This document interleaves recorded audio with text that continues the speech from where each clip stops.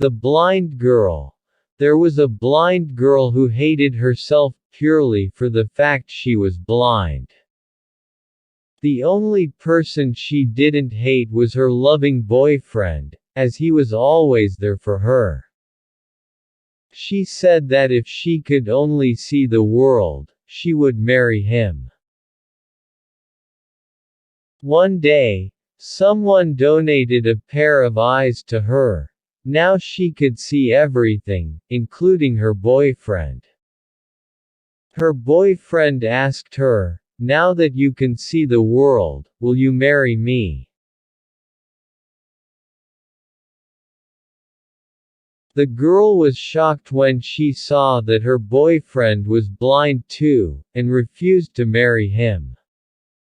Her boyfriend walked away in tears, and later wrote a letter to her saying, "Just take care of my eyes, dear."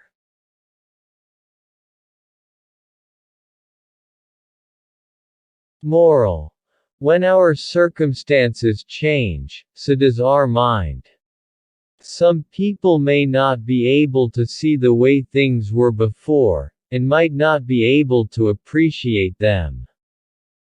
There are many things to take away from this story, not just one.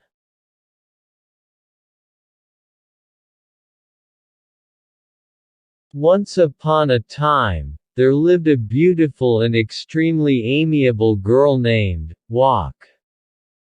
She was a good girl, but she never liked her name as all the kids around her made fun of her name.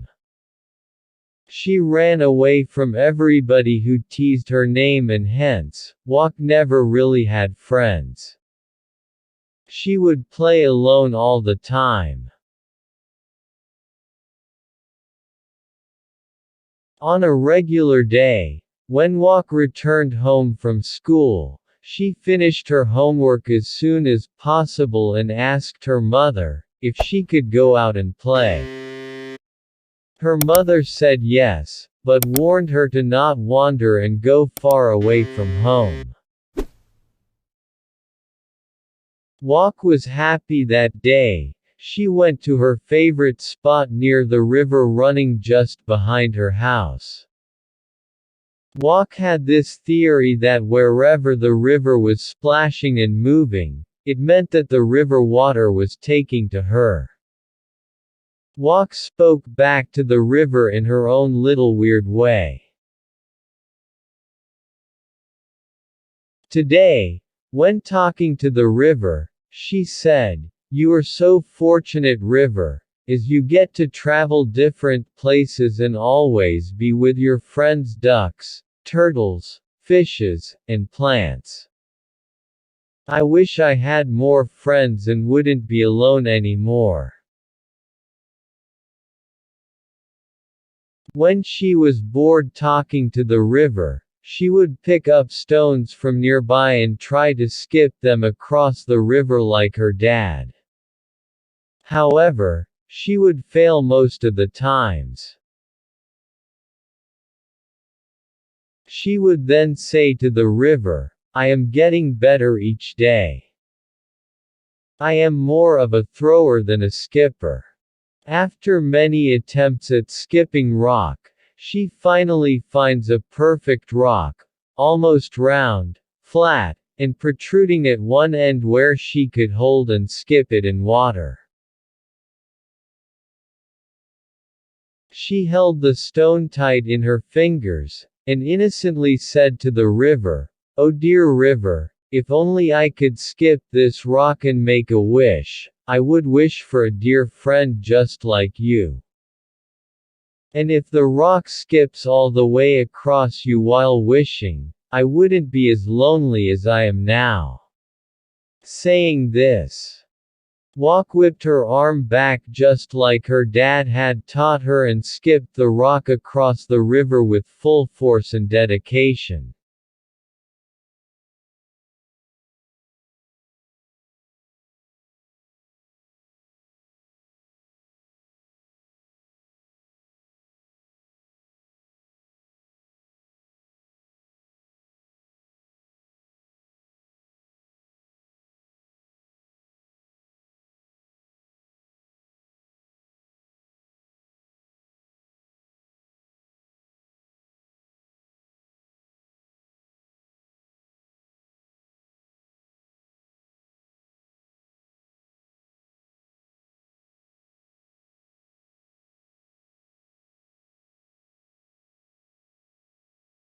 She watched the rock skip once, twice, thrice, and she kept wishing for a friend while counting. To her amazement, the rock went on skipping for the fourth, fifth and sixth time, and eventually on the seventh skip, it finally made it across the river onto the shore of the opposite side. Walk was totally taken aback. She had been holding her breath so hard and wishing so desperately that when the stone skipped the river and landed across, she could not just believe her eyes.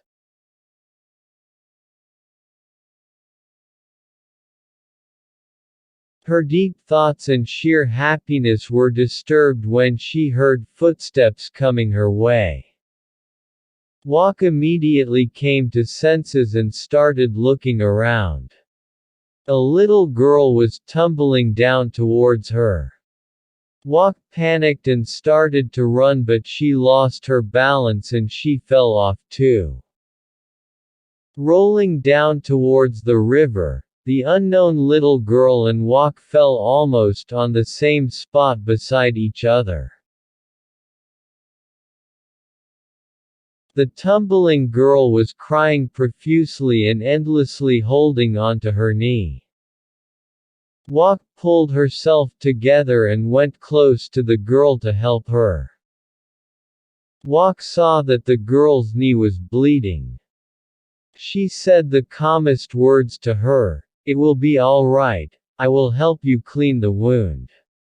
Walk took some water from the river, washed away the blood from the wound, tore a piece of cloth from her skirt, and tied it around the wound on the knee to cover the cut.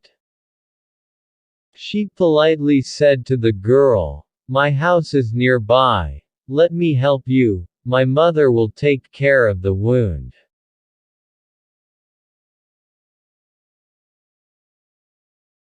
Walk helped the girl walk until her house. Once they both had reached Walk's house, Walk called out to her mother, "Mother, there is a girl with me and she fell down by the river. Her knee is cut and there is blood all over her dress." On hearing this, Walk's mother came running out of the kitchen with the first aid box. She made the little girl sit on a couch and started cleaning the wound. She cleaned her knee with an antiseptic and applied colorful bandages to lighten up the girl's face. She then inquired the girl, asking her where she lived. The girl promptly told Walk and her mother that she had just moved in a house probably next door. All the houses looked so similar that she mixed up the one she lived in. Walk gasped and felt a hint of joy think about her wish. The little girl looked at Walk and asked, "What is your name?" Walk was stunned and scared to tell her name because she did not want the girl to make fun of her name like other kids. However, Walk's mother replied, "Her name is Walk and I am glad she could help you." On hearing this, the little girl began to laugh and almost happened to fall on the ground. Walk felt the pinch and she was on the verge of breaking into tears. Walk closed her eyes, and said to herself, "Is this the friend I get in return for my wish?"